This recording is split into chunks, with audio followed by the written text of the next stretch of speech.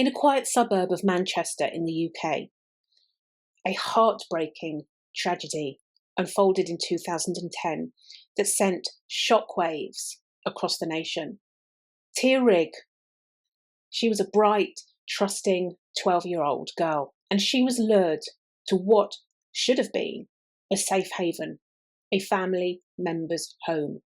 And she was lured there under the innocent pretense of babysitting. But what followed was an unthinkable act of violence, an absolutely horrifying sequence of events that no child should ever have to endure. The perpetrator of this heinous act, he wasn't a stranger lurking in the shadows. This was somebody that Tia knew, that Tia loved, that Tia trusted. This was her own maternal uncle, John Maden. This is an absolutely heartbreaking case, and it highlights the terrifying reality that sometimes the most dangerous individuals, they hide in plain sight. They hide amongst us. They hide in our own families, and usually they go unnoticed until it's too late. Today's case is the tragic story of Tia Rigg.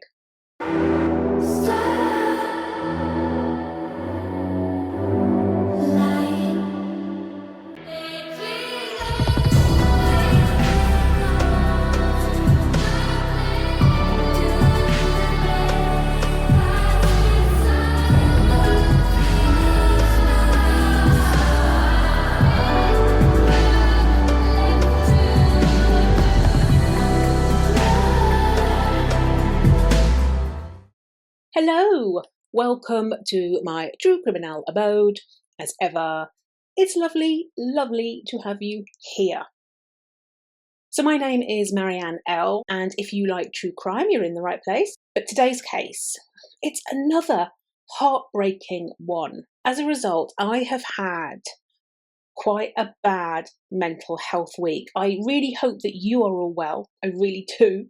I've not had the best of weeks. You know, this is one of those cases that's really touched me. You know, all the cases I cover touch me in some way. You can't cover true crime and not be affected in some way. But this case in particular, it's been especially difficult. You know, it's really draining when you cover true crime content and you're kind of living the horrific details of those cases for days on end. You're kind of living this emotional roller coaster of either profound sadness or extreme anger and helplessness. And this kind of emotional roller coaster, these emotional fluctuations, they kind of take a toll on you. And for me as well, because I have sort of the mental health challenges that frankly make existence for me difficult at times, you know, it's been quite a difficult week. All this to say that it's really important to me that I give you these trigger warnings before we go into the case, because obviously it's a harrowing one. And if you think you're going to be triggered at all, please look after yourself. And obviously I mean it, because I have had to take care of my own mental health this week doing this case. You know, so lots of trigger warnings. There is violence towards a child. There is CSA. It's not a good case. So please look after yourself. So obviously today's case is about 12-year-old Tia Rigg. If you're in the UK, you might actually remember this case. It was about 15 years or so ago, but it's one of those that really, it left an impression on people. Just look at that beautiful little smile. All those hopes and dreams taken away by a man whose job it was to protect her. So anyway, let's get on with the absolutely tragic case of Tia Rigg.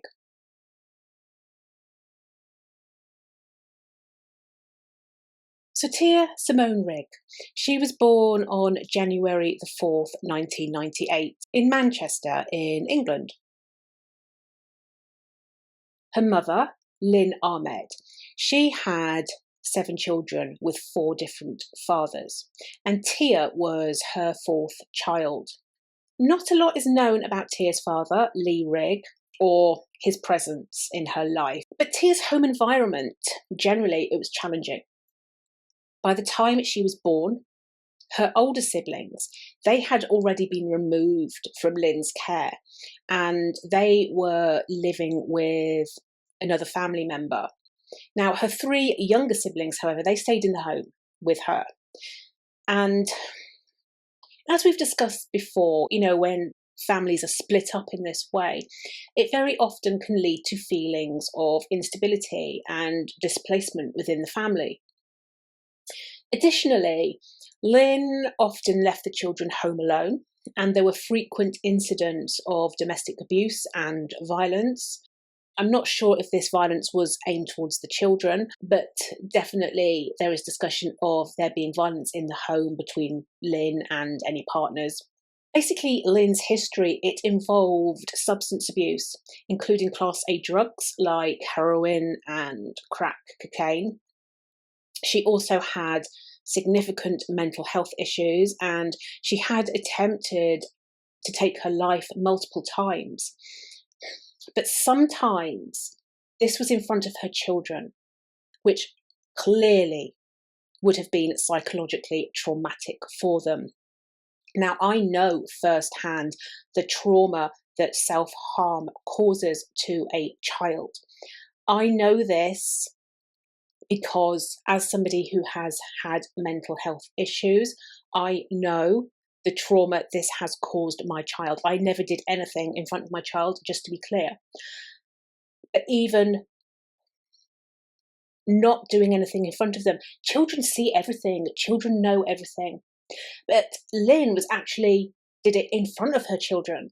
That's basically abusive behaviour. And my heart bleeds for her children witnessing this. No child should witness a parent trying to take their own life. Now, Lynn, she also had a criminal record. She'd served prison time, or a couple of prison terms, I'm not sure. But these offences that she committed were things like robbery and assault, basically indicating kind of a potentially violent side to her character. Now, due to Lynn's history, Tia was placed on the Child Protection Register. This was even before she was born. And basically social services, they were kind of monitoring the family situation. In 2008, Tia and her siblings, they were subject to child protection plans and placed in the care of extended family. However, they were returned to their mother in October of the same year. And despite the kind of circumstances, social services they ended up having limited involvement. And by May 2009, a year before Tia was actually murdered, they decided to discontinue their protection plans. And this is something we'll kind of touch on a little bit later on. But basically, Tia's home, it was unstable. There was psychological abuse, and she would have witnessed violence at times. Her life would not have been easy. But despite all this, despite her unstable home environment, Tia, she was described as a bright, cheerful, affectionate child. Her family described her as a girly girl with a passion for clothes, for makeup, for music, all the things little girls love. She loved the colour pink. Now, I'm not a pink person, but I'm honouring Tia today. She was deeply compassionate.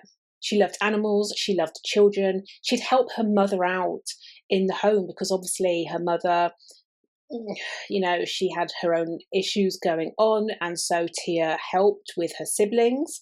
She was a caring older sister to her siblings. Tia attended Albion High School, but she wasn't there for very long, obviously, because she was 12. But already in that short amount of time that she was there, she was described as popular amongst her peers. She was energetic, she was enthusiastic, she had a strong interest in sports. She enjoyed things like swimming, trampolining, netball. She was an avid Manchester United supporter. Of course she was. They lived in Manchester. So, by March 2010, Tia was living with her 34-year-old mother, Lynn, and 3 younger siblings in their grandparents' house in Cheetham Hill. The area, it had a strong sense of community, a very strong community spirit. Family members would support each other. They lived nearby to each other so that they could support each other when needed. And Tia had close relationships with her extended family. This included 37-year-old John Maden. He lived about 100 yards away from Tia.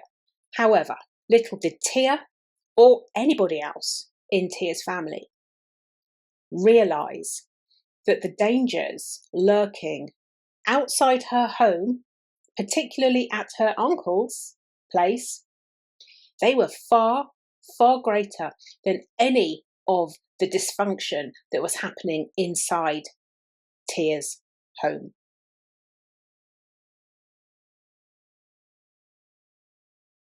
So let's talk about John Maden.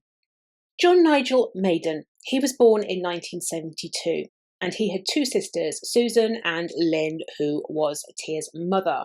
Despite being siblings, he didn't seem to have that close of a relationship to his siblings, however.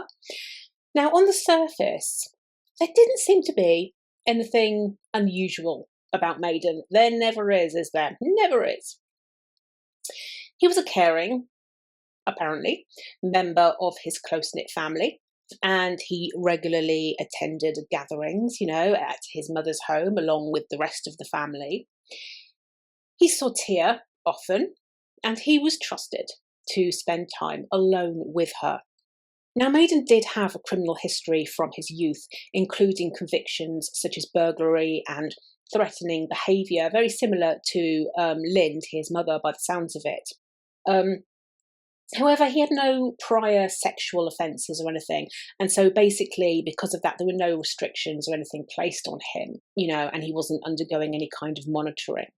In 2009, the year before he murdered Tia, this is when his life began to unravel. He lost his job as a warehouse worker, leaving him unemployed. And also around this time, his marriage also ended. Now, his wife, or ex-wife, she later revealed that there had been incidents of violence within their marriage. She claimed that he once put his arm around her throat, basically restricting her breathing. And there was another time that she found a number of knives that had been kind of laid out on the worktop. Basically, I think it's his attempt at trying to intimidate her. So there were some issues anyway in the relationship. So these personal difficulties appeared to have exacerbated his stress and triggered concerns about his mental health. He reported hearing voices, and basically he was subsequently prescribed antipsychotic medication. So basically, the year before he murders Tia, things start going a bit awry for him personally, in his personal life, and it seems to have triggered something mentally as well for him. Now, despite all this, Tia continued to have a good rapport with her uncle, and she frequently visited her uncle's home. They had a shared passion for football, for Manchester United. Personally, I can't stand football. I don't understand the desire for grown-ass men to kick a ball around a field. And, well, exercise-wise, obviously, it's great, makes sense, but I don't understand why anybody enjoys watching that. However, it brings people together. So that's a good thing, right? It doesn't matter if you like it or not. It brings people together. And this was a passion that they loved, and it brought them together. Usually that's a good thing. In this case, not so much. He did have a daughter as well, actually. She was a couple of years younger than Tia. That would have contributed to her sense of his trustworthiness in her eyes. Now, on Saturday, April the 3rd, 2010, Maden called Lynn and he asked if Tia could come over to babysit his 10-year-old daughter. Don't forget, Tia is 12 and he's asking her to babysit his 10-year-old. There's not much of a gap there. I mean, you know, Tia's mum agreed, Tia agreed. You know, she was a sweet, kind, caring, helpful little girl. She liked to help people. That's what she did. There was also the fact that I think she'd gone around the previous day because he'd got a new puppy or a new dog, and I believe that she was eager to see the little dog again as well. Basically, you know, Maden's home, her uncle's home, it was a safe place, which it's just so frustrating because, you know, hindsight is a wonderful thing, but at the time, nobody would have realised, nobody would have known what was going to happen. I think Manchester was playing Chelsea that day, so for Tia, going around to her uncle's home, it gave her a chance, you know, a quiet place that she could watch the football as well. So all in all, going around to babysit Maden's daughter, it was an appealing prospect for Tia.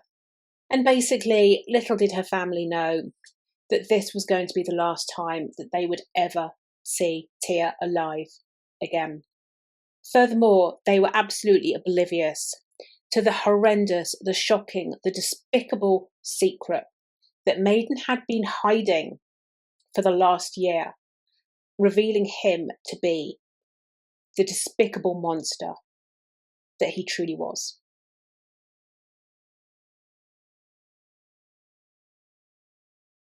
So basically, over the last year, as Maden's life began unraveling, you know, the marriage breakdown and the losing the job, all that stuff. Now, he didn't do what any other responsible grown-up would do and try and put his life back together again, you know, seek a new job, have a fresh start, nothing like that. Instead, he turned to the internet. And you know what I'm going to say. There, Maden developed an intense and obsessive fascination with extreme pornography, avidly viewing and downloading material depicting graphic sexual acts, including bondage, rape, sadomasochism, torture, lovely things. And we're not talking consensual things. He's not downloading stuff with willing participants. He had also conducted extensive research into murder and even managed to download snuff movies. So it's not just the sexual stuff going on here, there is the murder as well. And he's combining it. He had meticulously organised his disturbing content into folders. These folders were labelled things like snuff stories, brutal rape. It didn't take long for this material that Maden was consuming to include children. Basically, an examination of his laptop and mobile phone revealed that he had amassed an extensive collection of child abuse content, including information about methods for killing children. In total, Maden had downloaded over 2,000 explicit images from the internet, including the most extreme level 5 categories of child abuse material. And I'm being very careful, very conscious to call it child abuse material because it's not child porn, because porn implies a willing participant. These are children that have been abused. This is child abuse material. And like I say, this is level 5 category material. This is the worst of the worst material. And according to the police, he had obtained the majority of such photographs that are in existence, and he had them. Some of the documents he downloaded, they were sickening guides on child murder. They had titles like belly stabbing, throat crush. In court, The prosecutor, Gordon Cole QC, he described how these files provided instructions on stabbing a child in the stomach to prolong the time it takes to die. This would obviously, if it was adults, it would be bad enough. This was specifically children. The documents also recommended giving victims medication to prevent them from losing consciousness until the absolute final moments of their lives. This is lovely stuff. We're talking extreme, graphic material, not only abusing children, but wanting to hurt them, to torture them, and murder them. But think about it. Somebody actually took the time out of their day to write this stuff. Somebody actually got enjoyment from writing this material, putting it online for other people to see. What's more, there's an actual audience for this stuff. Who are these people? Literally, who are these people?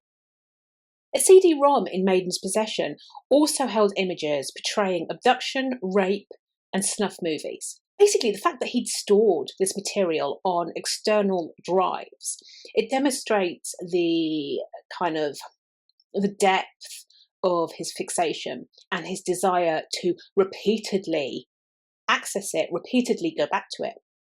And we've seen this organization of files and storing them and going back to them. We've seen that in people like David Fuller. Do you remember David Fuller, who abused over 100 women in morgues? And he was obsessive in the way that he kind of collected all the material together.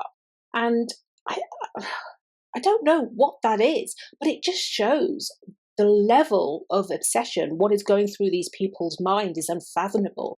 That material like this has to be organized meticulously to them. It's very, very strange. So basically, this horrifying obsession had intensified over the past year.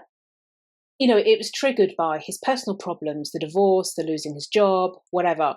And he was scouring the dark web for the most extreme content he could find. Now, the thing was, he was beginning to turn this obsession, this, at the moment, fantasy in his head, this was starting to become reality. He is moving into reality. Because what happens is the police, they discovered chat logs of Maden talking with teenage girls online. And basically the day before he murdered Tia, he had contacted a teenage girl claiming to be an author with a particular interest in rape. It's very, very strange, like why he would admit this to a teenager, that he was interested in rape. I think maybe he's testing the waters. He's seeing how people react. He's seeing whether people reciprocate, whether people are interested in playing out this fantasy with him. I don't know. He's possibly just looking to cause shock, distress. I don't know.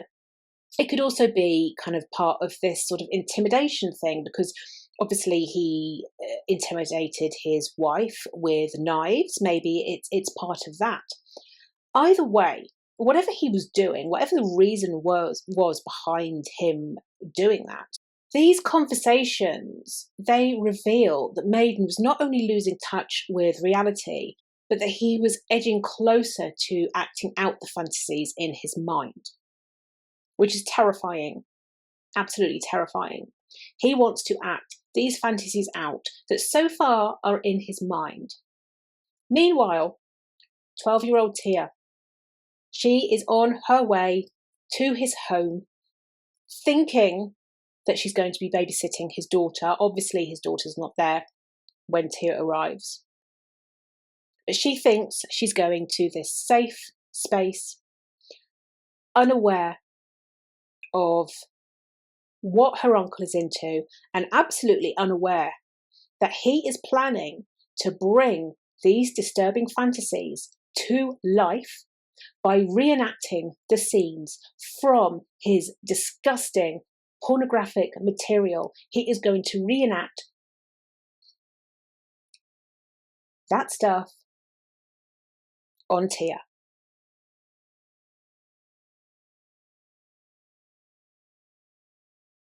So Tia arrived at her uncle's house at around about 3 o'clock in the afternoon. As soon as she arrived, he drugged her with the olanzapine that he had been prescribed. You know, that antipsychotic medication that he had been prescribed. He drugged her with that. And this would have had a sedative effect, rendering Tia basically unable to defend herself against him. Now, I too have been prescribed antipsychotic medication, and I know exactly the numbing, sedating effect that it has. Now, obviously, after a while, your body kind of becomes kind of used to it. But for somebody like Tia, who would have never taken it, it's going to have knocked her out straight away. And we don't know how much of dosage he gave her.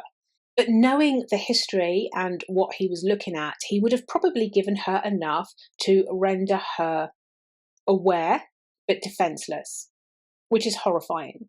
She would have been absolutely aware of everything he was doing, but unable to defend herself against him. So she's drugged. He then takes her to his spare bedroom. He removes her clothes and he ties her hands behind her back using a shoelace. She's 12. I'm going to keep saying this. She is 12.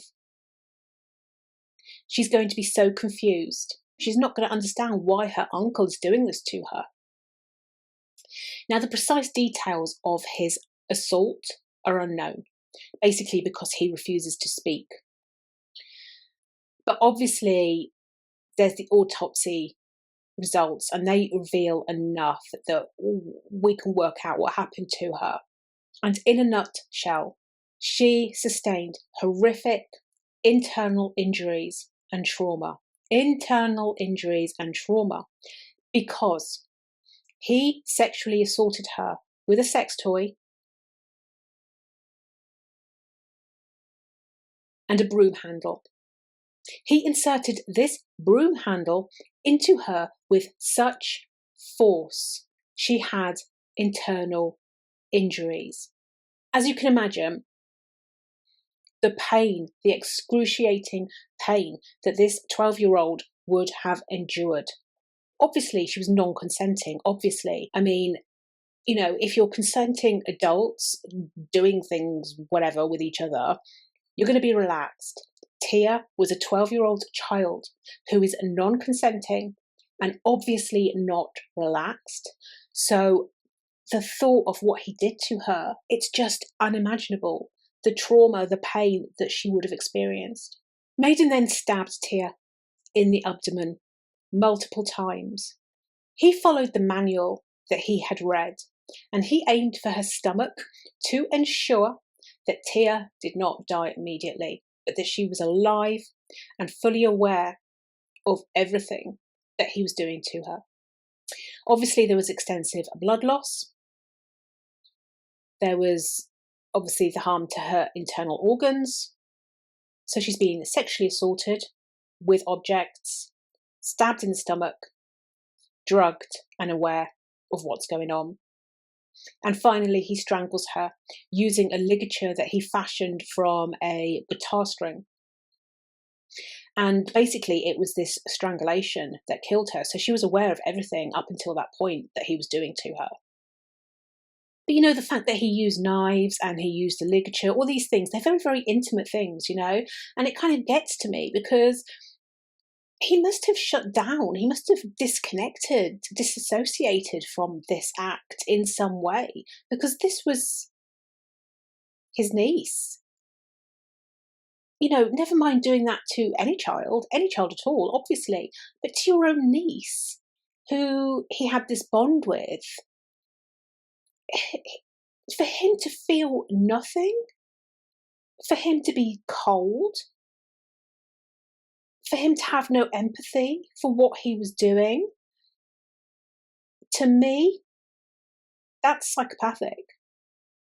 To follow a manual, to treat her like an object, It is psychopathic. Now, obviously, I'm not making a diagnosis. I don't know. Um, but to me, how much more psycho can you be? The authorities later revealed that the injuries inflicted on Tia mirrored those instruction manuals, the torture, the child abuse manuals that Maden had downloaded from the dark web. And let me remind you of what the prosecutor in court said and how these files, they provided instructions on stabbing a child in the stomach to prolong the time it takes to die. And also the documentation described giving them medication to prevent them from losing consciousness until the final moment of their lives. Sound familiar? He had absolutely followed these guides. These guides that had been created by some of the most depraved individuals in existence, and he literally acted out his deepest, darkest fantasies on a young, vulnerable, innocent child who trusted him, looked up to him, loved him, had a shared interest in football with him. They would have laughed together, cheered together. They had an intimate, familial bond. And this is what he did to her. Can I also point out that this script that he followed, that's available online,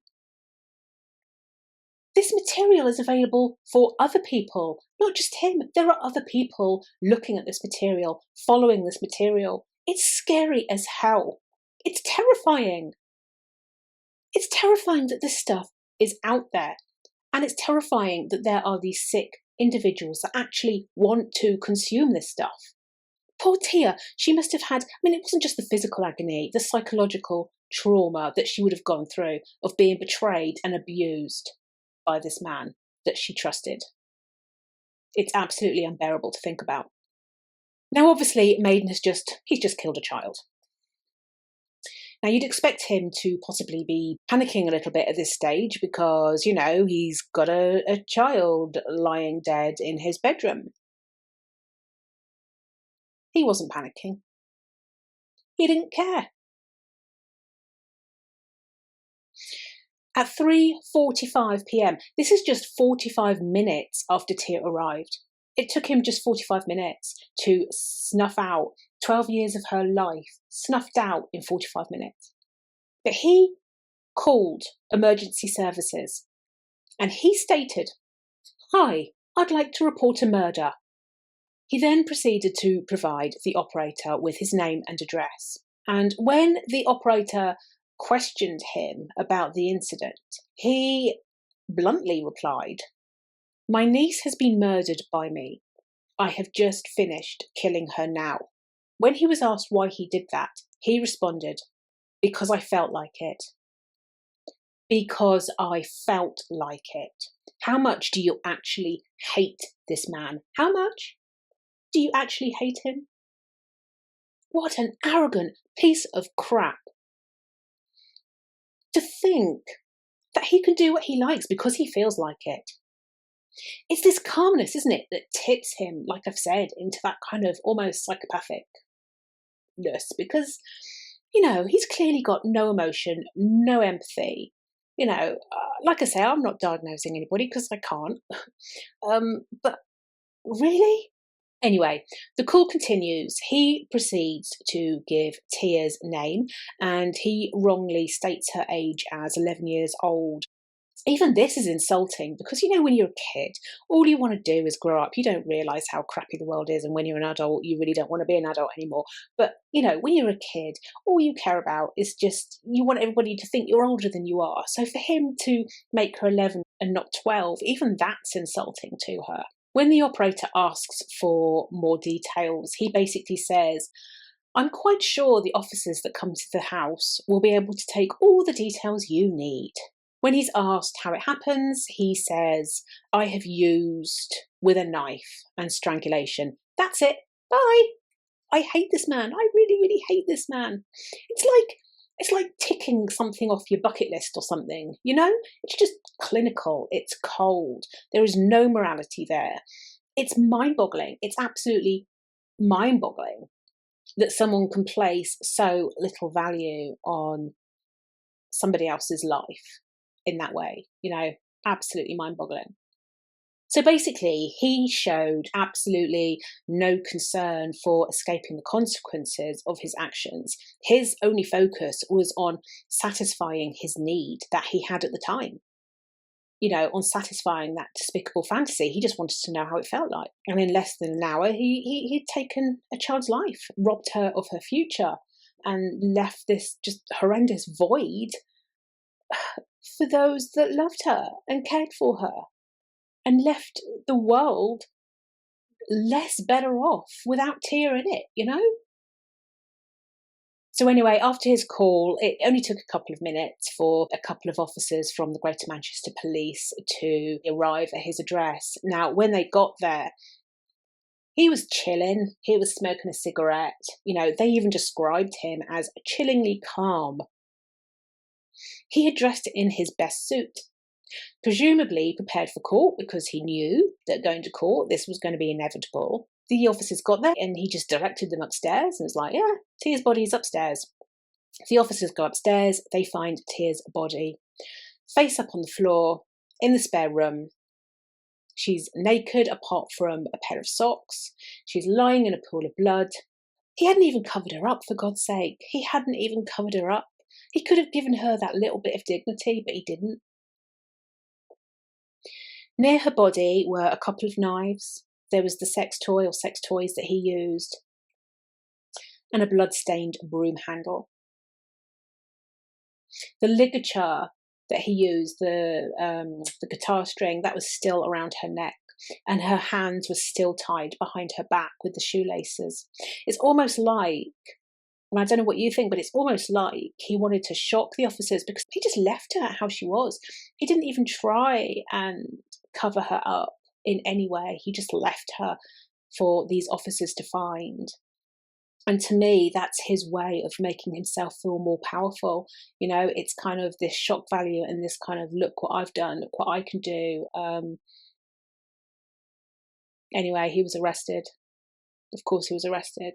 Now, as I said at the beginning, this is a small, close-knit community, and it's a kind of place where news spreads really, really quickly. So as a result, Tia's aunt and grandmother, they arrived at the scene before Tia's body had even been taken away. They arrived there, literally within minutes. And it's believed, I haven't been able to verify this, but I read that they actually entered the home and they saw the horrific scene inside, which is just awful if that's true. If that's true, that's horrendous. Now, obviously, Tia's mother also arrived not long after, and eyewitnesses at the scene, they reported Lynn, basically, she was distraught. She was distraught and she collapsed on the floor and she was sobbing and she was screaming, why? Now, Lynn actually went missing a few days after the murder. She had left a note saying that she wished to be with her daughter. Now, don't forget, Lynn, obviously, she had mental health issues herself as well. But regardless of that, she was distraught about what had happened to her daughter. And I guess in some ways, it's like she's lost her daughter, but she's also lost her brother. And then there's all this guilt as well on top of it, on the fact that she would have felt responsible for what happened to Tia. Now, she went missing and she took some of Tia's possessions and she left this note. And I think people basically just assumed that, that she'd taken her life, and a search was carried out. Now, luckily, fortunately, she was found. She was found sometime later, but her grief, it's incomprehensible to understand, absolutely incomprehensible to understand. But at the scene, when she is going, why, that's something that we all want to know, right? Why, for God's sake? So, going through some of these whys, obviously, there's the mental health issues, obviously. I don't think he was overly mentally ill, but there was obviously something going on with him at the time, some depression, some, anxiety over everything that was happening to him. So when you aren't feeling mentally strong, that's when you're easily triggered into behaving in ways that you wouldn't normally behave. Then there's the background, the family. Now, I'm kind of, just to be clear, I'm kind of making assumptions here, but we know that Lynn was a damaged person. She's taken the drugs and she's got the criminal background and mental health issues. There's these things going on. We also know that he's obviously now got these mental health issues. He has a criminal history. My interpretation, like I say, it's my interpretation. But if you take him and you take his sister, they're both into adulthood, kind of carrying a level of trauma. And so I think that possibly something happened to them in their childhood. And totally, I don't know this for a fact, but they've got a very similar history. So I just kind of wonder if there is some kind of trauma in their background. So we've got the mental health, we've got the background, we've got the porn, obviously. Now, the media and sources that talk about this case, they basically say that this all happened very, very rapidly. It was literally in the space of that year. Now, look, obviously only the police are going to have his search history and know all the details and know just how rapid it was. But these kind of interests and fascination, they don't just suddenly appear overnight. They don't appear overnight. He would have had those desires for years, for his whole life, possibly. He doesn't just suddenly wake up and decide that he wanted to look at extreme sexual torture and murder children. That's not what happened. What happened was he had personal issues that triggered him mentally, and it made him develop poor impulse control. So up until this point, he would have had all those desires and those fantasies, but living your life, you kind of control it. You kind of keep it in a box. It's hidden. Doesn't mean it's not there, because it damn well is there, and it's just waiting for that moment to pop out and explode. And it's like, the way I see it, it's like, I can hide how I'm feeling for months, for years sometimes, and it all kind of goes into this box, and this box is like filling up, and then one day something happens and these are these triggers, and it's like a blinking fountain. It just all overspills and everything goes to crap. And I think that's kind of what's happened here. And he would have had these desires for years, but he was triggered and it all came spilling out. It's not something like media says that he just suddenly developed overnight. And then the other thing, and the absolutely terrifying thing, is the access and the availability to this material. This stuff is online for him, for people, for whoever to see. And the problem is that people, when they bottle it for years and don't have a safe space that they can go to, because they're going to be judged harshly, and damn right they're going to be judged harshly for feeling the way they do. But the problem is that they bottle it up for years until it comes to this head. And then when this stuff is available online, they then sort of become involved in these communities where it's acceptable, and they feel empowered and they feel emboldened to do what they are fantasizing to do, because these other people are doing it and saying it's okay to do it. And it's scary as hell that these people exist, and they exist online. And I don't know what the answer is. I really don't know what the answer is. Like, I'm not sure you can ever get this stuff offline. The way I see it, and I talked about this with Adam Britton, and I know some people took offense to what I said about, like I just now said, it's about giving people a safe space to go to, being more accepting, which is difficult to do because nobody wants to accept that these people exist. You kind of just want them to go to hell straight away. It's like, do not pass go straight to jail and go to hell, whatever. But the problem is these people do exist. And if we don't give them those safe spaces to go to get help, then it becomes too late, and they end up turning to the wrong people, who then empower them and make them feel justified. And it's too late by then. It's just too late. And I know I'm being idealistic saying that maybe we should give people these safe spaces beforehand. It's kind of idealistic. And also, it's not going to help everybody, because some people are just downright nasty, psychopathic people who aren't going to, who don't give a crap about the way that they feel. You can't do anything about those people. But for the people that maybe do have a conscience in there and kind of know that the way that they're feeling and the desires that they're harboring are wrong, and maybe want to get that help beforehand, these people still don't have anywhere that they can get that help. And then they end up, mixing with the wrong people, and it's just too late by then. I don't know the answers. I really don't know the answer. But yeah, I mean, to me, those are the whys. Those are the whys. Mental health, triggering, background, and then the availability of this awful material that just emboldens and empowers any awful fantasies that you might have. And then what I also find scary is the fact that obviously he's in his 30s when this happens. And like I said, you don't just sort of develop these fantasies overnight. Were there more victims out there? Had he managed to repress everything for so long? Or had he at some point acted on his fantasies? It's scary to think about. And then also as well, actually thinking about it, even if he didn't actually physically do anything to anybody else, if he was looking at this material, supposing he was looking at child abuse material, he might not have physically been abusing a child, but even the act of looking at that material is abusing a child, because for him to look at that material, somewhere a child has been abused so that he can look at it. And I think sometimes people don't seem to make that correlation. They just see an image on the screen and they think, well, I haven't actually physically done anything to anybody, so, I'm not a child abuser. Well, for you to look at that image, a child was abused. So if that's the material you are looking at, then you are a child abuser. So when Maden was later questioned, he told the police that he had been hearing voices in his head.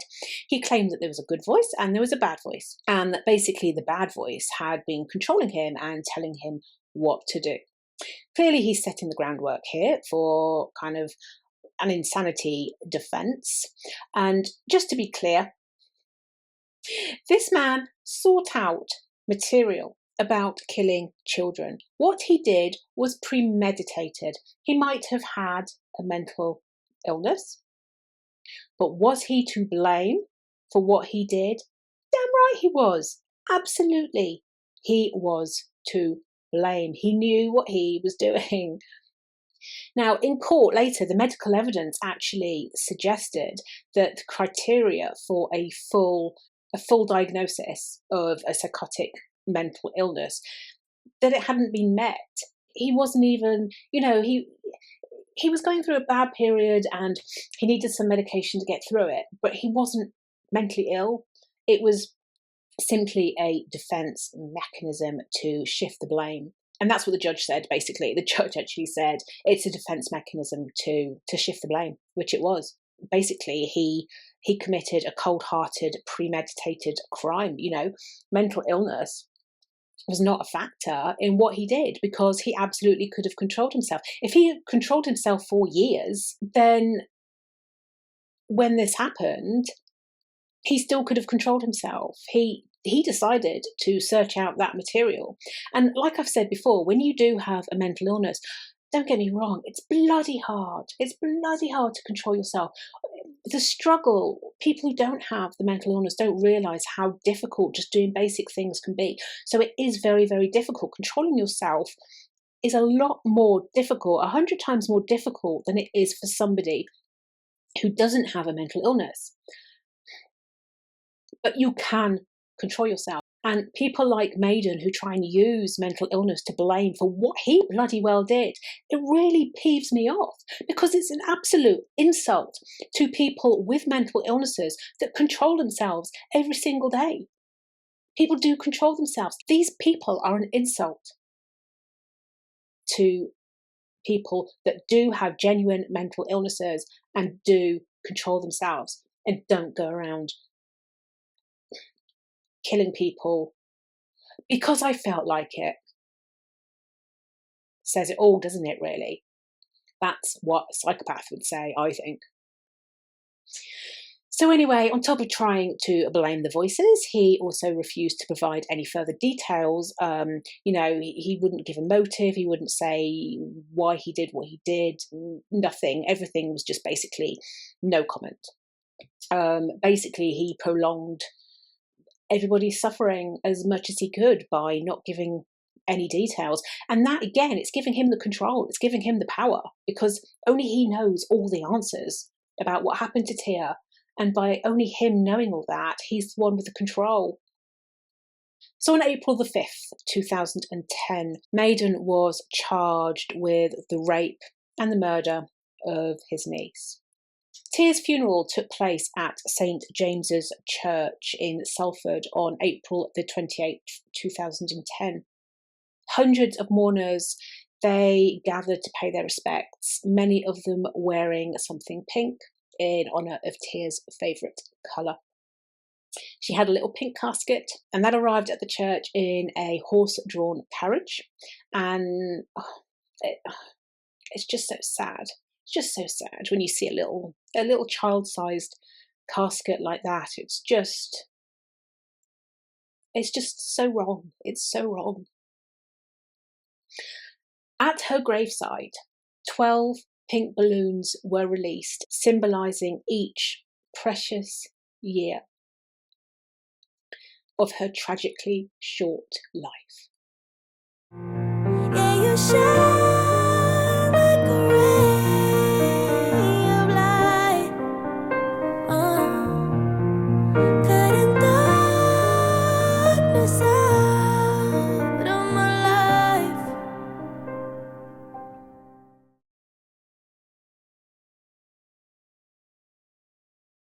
So on October the 3rd, 2010, Maden confessed to the rape and murder of Tia Rigg.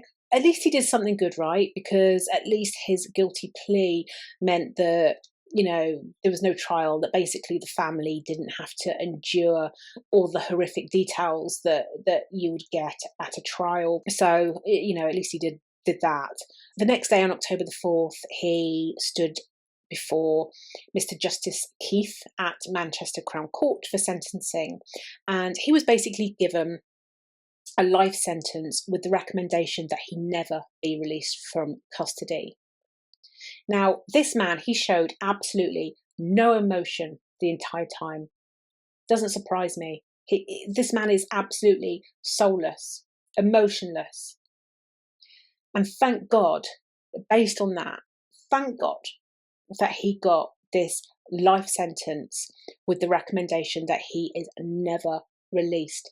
And basically, this sentence placed him among a select group of, there's only about 40 inmates in the United Kingdom who have this sentence of, never being released, never being freed again. And it shows the absolute seriousness of his offence. We're talking awful people like Ian Brady, the Moors murder, Peter Sutcliffe, the Yorkshire Ripper, Peter Tobin, convicted of murdering 3 women, Steve Wright, who was the Suffolk Strangler. He killed a number of prostitutes back in Suffolk.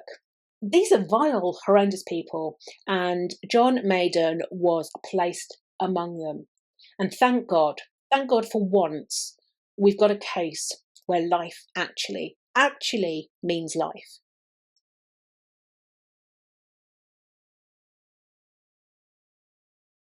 So, at the beginning, we were talking about social services and their role in all of this.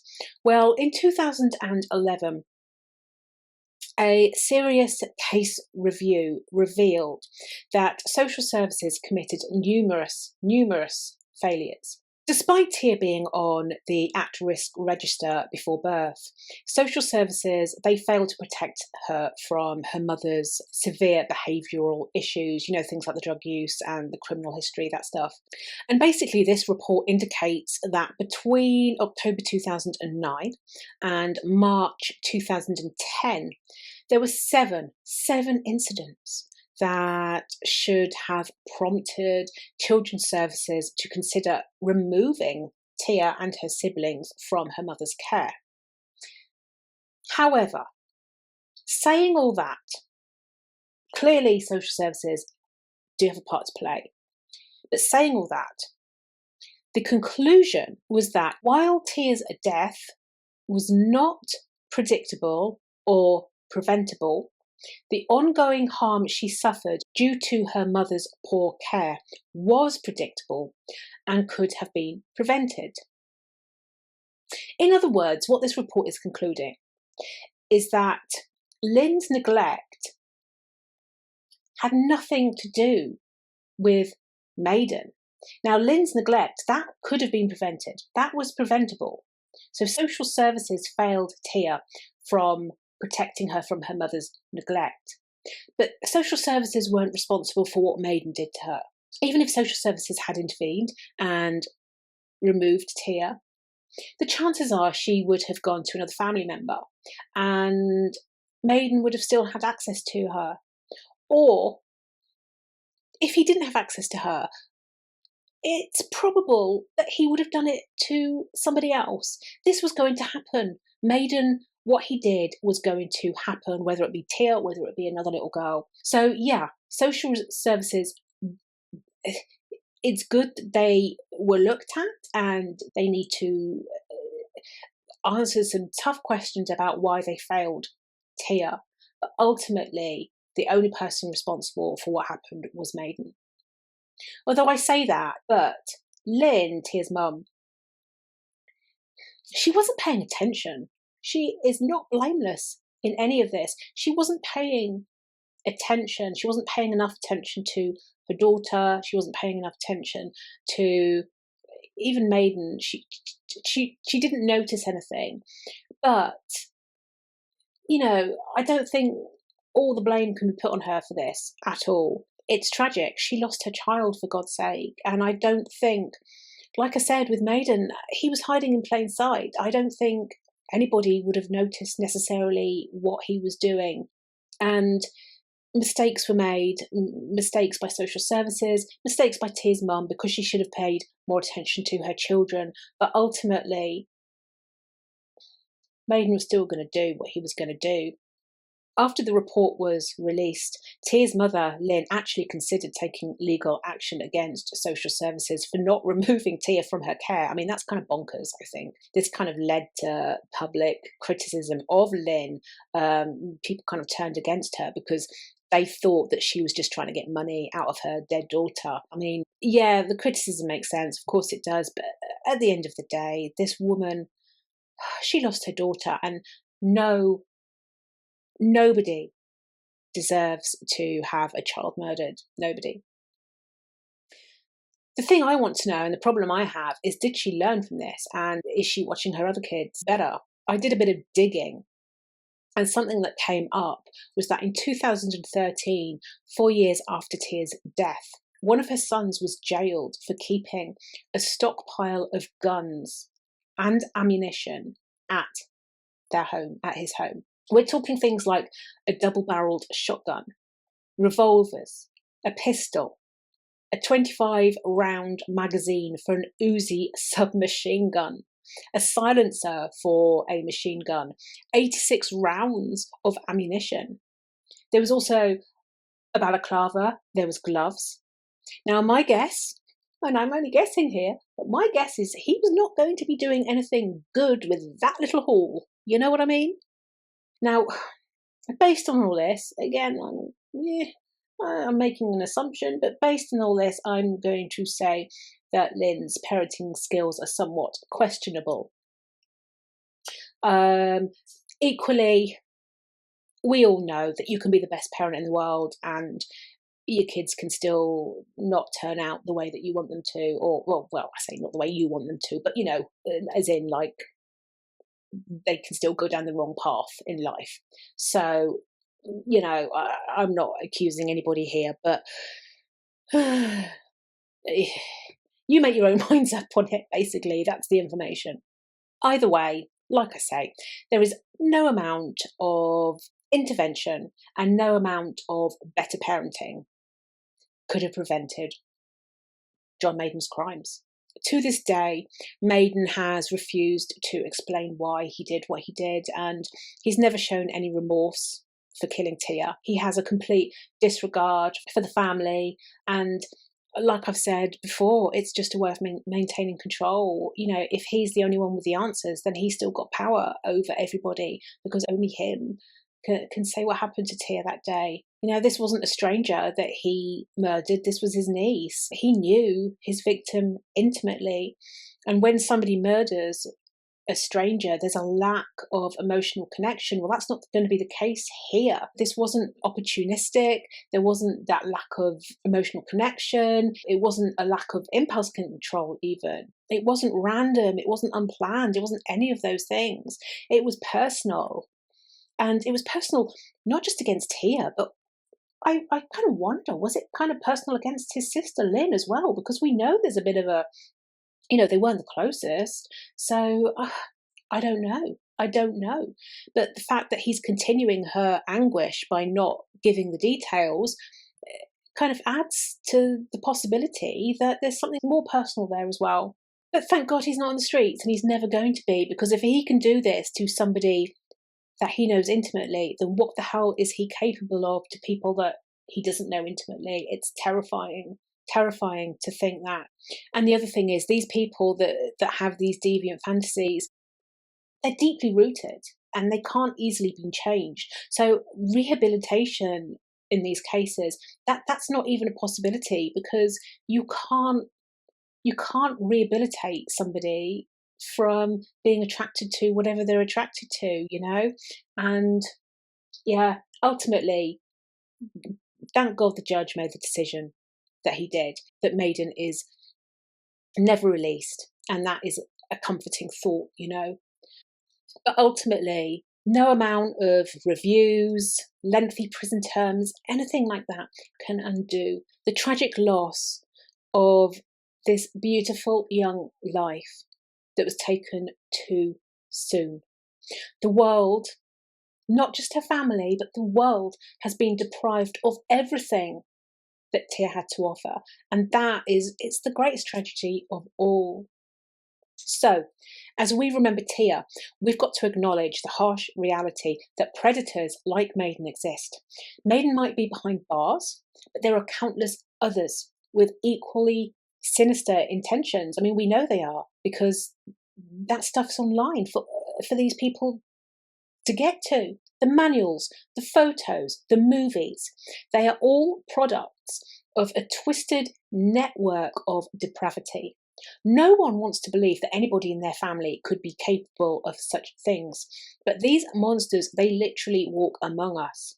So let's honour Tia's memory by ensuring that we do everything in our power to safeguard others from such unimaginable horrors. So that's everything about Tia Rigg. It's a tragic case, right? A tragic case. Let me know what you think. What are the answers here? I don't know what the answers are. Do you agree with me about there being a safe space? I know lots of people don't agree with me. I don't know. I find it interesting. I like reading people's comments, because I might not even think the same thing by the time I do another case, It's what I think now. It might change. I don't know. I don't know the answers. So yeah, let me know what you think. It would really, really help me out, obviously, if you give me a like or a subscribe. That would be great. But no pressure, obviously. And as ever, please take good care of yourselves. Take good care of the people you love. Stay vigilant, and see you back here for another true crime case at my true criminal abode. Bye. I can't just say